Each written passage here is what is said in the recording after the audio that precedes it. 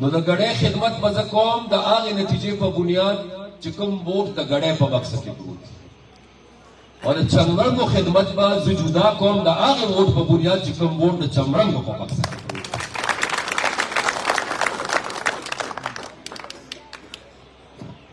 ستاسو بختور خان خبره وکړه غالبا داسې د ګیس دا خبرې وکړه دا جنګ خو تش د چمرنګو دپاره نه دي کول دا د ټولو پښتنو دپاره کول دي که خدای موقع راکړه او د هغې وجه به راته وښیي ډېر وخت داسې زموږ په دې صوبې کې دي پابندي ولګوي چې ګیس به نوې علاقو له نه ورکوه وجه څه ښیي وجه دا ښیي چې پاکستان کې ګیس کم دی نو لہذا نورو اضافي علاقو ته د ګیس ورکولو ضرورت او گنجائش نشته بنیاد دا خو زه تپوس دا کوم تش د چمرنګو دپاره نه زه دا تپوس د چمرنګو دپاره کوم زه دا تپوس د محمود آباد دپاره کوم زه دا تپوس د کنډرو دپاره کوم زه دا تپوس د ټولې پښتونخوا دپاره کوم چې دا ملک به د چا په ذاتي خواهش باندې چلیږي او که دا ملک به د پاکستان د آئین مطابق چلیږي یعنې ملک یو آئین شته قانون شته آئین دا وایي چې په کومه صوبه کې ګیس پیدا کېږي لومړی حق پې د هغې صوبې دی د بلې علاقې پې حق نشته اول حق پې د هغې علاقې دی بیا پې حق د نور دی نو لہذا ما نه پس چې کوم صوبایي حکومت راغی او لاړ زه د هغې خبره خو نه کوم خو زه به خپله خبره وکړم که ما له خدای موقع راکړه نو د مرکز سره به زه لومړني حساب کتاب کوم چې چک کېږي راغلی مایک چک کېږي بل مایک بجلی راغله یو ته پرې وایي مرکز سره لومړني او اسلام آباد سره لومړني دا فیصله کوي دي چې د آئین شک یو سل و ته 158 دا واضح وایي چې اختیار لومړني د هغې صوبې دی چې په کومه صوبه کې ګیس پیدا کېږي نو که د الله حکم یو ما له خدای د اختیار راکړ نو زه به د وزیر اعظم سره لومړني حساب کتاب دا کوم چې وزیر اعظم صاحب د پنجاب کارخانې چلول ضروري دي پنجاب له ګیس ورکول ضروري دي د پنجاب له ګیس نه ورکولو نه زه انکار نه کوم خو شرط به دا چې اول به د پښتونخوا چې څومره ضرورت د ګیس دی د پښتنو ضرورت به پوره کېږي نو چې د پښتنو نه سیوا کېږي نو بیا ورکوه چې کوم دی څو پورې چې دغه جنګ نه دی ګټلې مشرانو کړه نو 15 کاله پس به زه نیم کېدی شي بل څوک به یو بله پارټي راغله او 15 کاله پس به تاسو بیا هم دا فریاد کوئ چې 15 کاله تېر شو خو چمرنګ ولا چا ګیس ورکړه نو لہذا اول پر خپل خاوره چې الله تعالی موږ له کوم نعمتونه راکړي دي پښتنو له که هغه ګیس دی که هغه تیل وي که هغه بجلي ده اول پښتنو له د هغې هر څه اختیار اخیستل دي او چې د هغې اختیار هم واخیستو نو بیا به د چمرنګو مسله هم حلي بیا به د کنډرو مسله هم حلي بیا به د محمود آباد مسله هم حلي بیا به انشاءالله د ټولې پښتونخوا د ټولو پښتنو مسله حلي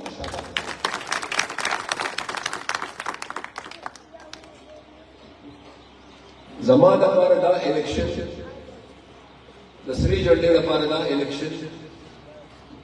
ډېر اهمیت لري ځکه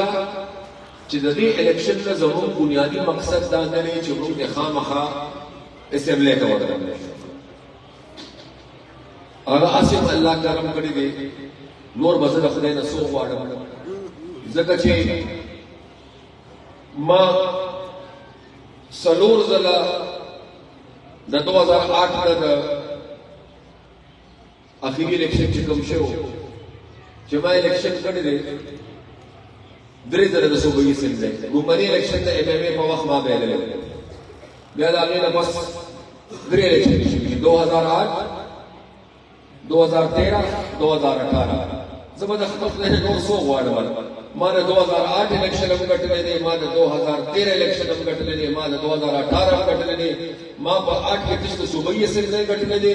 ما په 13 کې د الله په حکم کوم صوبایي اسمبلی ګټلی دی او قومي اسمبلی ګټلی دی او ما په 18 کې قومي اسمبلی ګټلی دی او صوبایي اسمبلی زه به د خپل خدای نه نور څه غواړم ځکه چې د 27 کالو چې زه د صوبې وزیر اعلی شم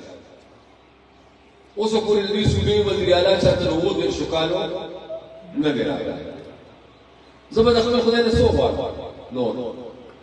پروردګار راله د 27 کالو په عمر کې دغسې موالي راکړه او ما هغه رب العزت راله بیا دا توفیق هم راکړ چې 21 کاله د دې مردان حالات زموږ مردان او بیا 15 کاله الله دې په لویۍ کې نه راولي او زه دومره تصدیق سره ویلی شم چې کتل راواله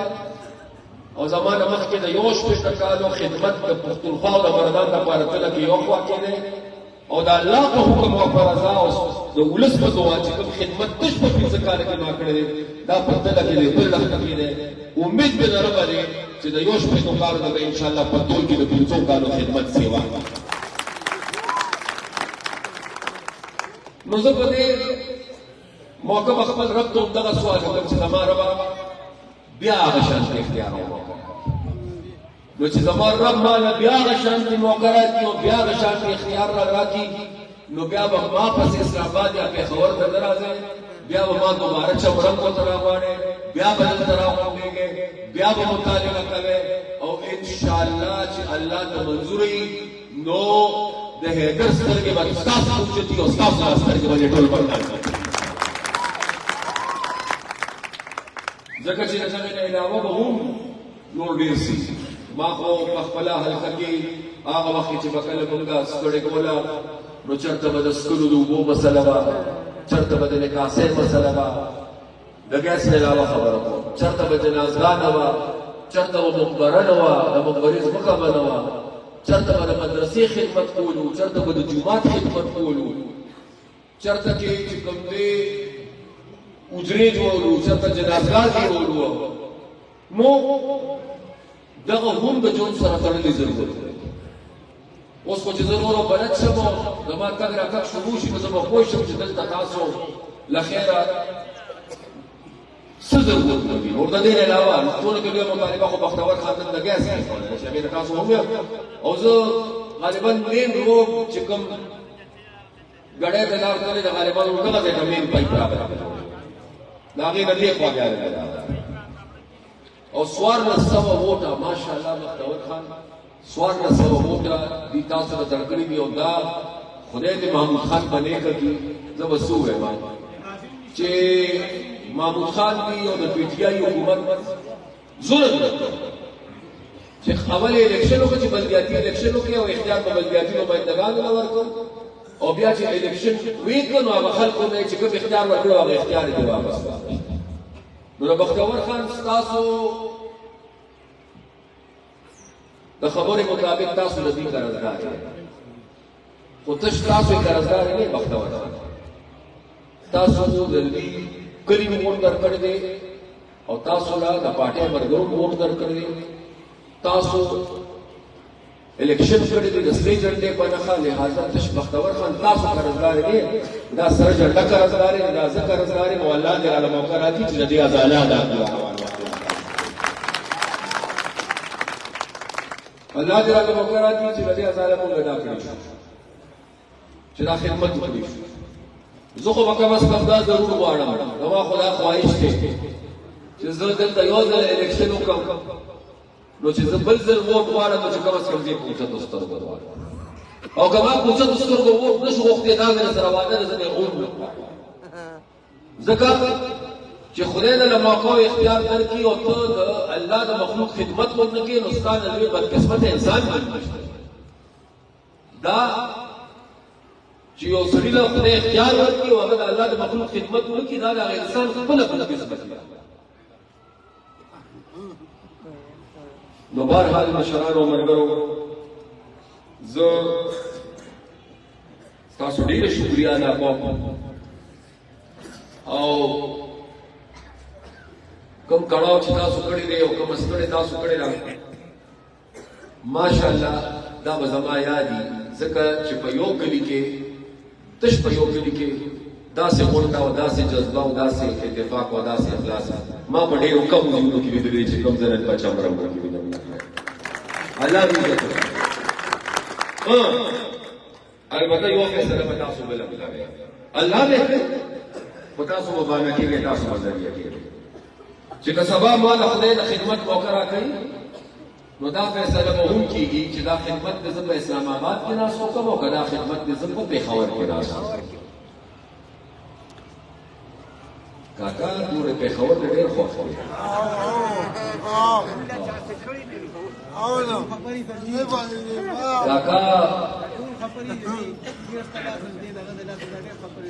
کاکا وایي چې پېښور ښه دی کاکا پېښور کې خو به زه هلته پاتې کېږم انشاءالله چې زه تاسو له دوباره هغه مشري وړم چې کومه مشري په یو وخت کې ما سره به نو بلکل به کوم خبر کوي او چې انشاءالله هغه مشري راشي نو بیا یقین ساتئ چې بیا به زه اعلانونه نه کوم که هغه حکومت او هغه مشري نو بیا به زه اعلانونه نه کوم بیا تاسو دلته اعلانونه کوئ او ما ته سوال جواب کوئ چې اعلان مې کړی دی د منظوري به پسې زه رالیږم درته انشاءالله که الله ته منظور خو زه به یو خواست را کوم چې ما سره خواته عزیز خان ولاړ او هسې دا زما فرض جوړېږي چې زه د خپل ووټ خبره وکړم خو د خپل ووټ نه مخکې د عزیز خان د ووټ خبره ځکه چې زما تش زما په ووټ باندې به تاسو تش د اسلام آباد اختیار خپل کړئ د یو MNA اختیار به خپل کړئ زیات نه زیات به دای کړه الله ته منظوري د یو وفاقي وزیر اختیار به خپل کړئ ځکه چې پښتونخوا له خو خپله کرسۍ ورکړي نه او ښه د وزیر اعظم دا کرسۍ خو زمونږ د چا په کار نه لګه چې یو هم چې د عالیه عزت کې نه او سم سره دی واپس شو هر یو چې د وزیر اعظم کرسۍ ته تللی دی نو توبه خدای توبه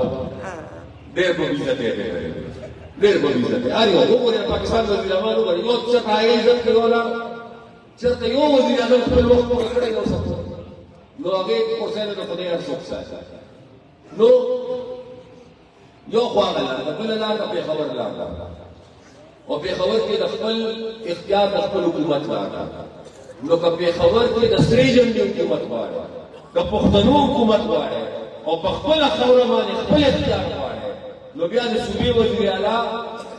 په دویمه مرحله کې د صوبې اسمبلۍ د ممبرانو په ووټ منتخب کېږي نو بیا به مې درته خواست دی درخواست به مې درته دی چې بیا زما د ووټ نه مخکې په 8 تاریخ لومړنۍ مهر به د MPA په هغه پرچې باندې د عزیز خان په هغه ووټ باندې لګوي چې خپل وزیر اعلی مشرانو ملګرو ماښام ته لږ وخت پاتې دی او ما سره خو حقیقت دا دی چې دا غم و چې زه به تاسو سره